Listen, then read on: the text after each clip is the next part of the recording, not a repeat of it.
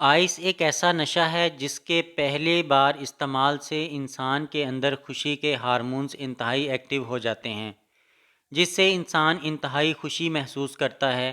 Ice کا نشہ 36 سے 72 گھنٹے تک ہوتا ہے اور وہ انسان 72 گھنٹوں تک جاگتا رہتا ہے۔ پہلی دفعہ انسان کو آئس استعمال کرنے سے جو لذت اور خوشی محسوس ہوتی ہے وہ آہستہ آہستہ کم ہو جاتی ہے، اور اس کے ساتھ انسان آئس کے ڈوز پہ ڈوز بڑھاتا جاتا ہے تاکہ وہ پہلے والی خوشی محسوس کر سکے۔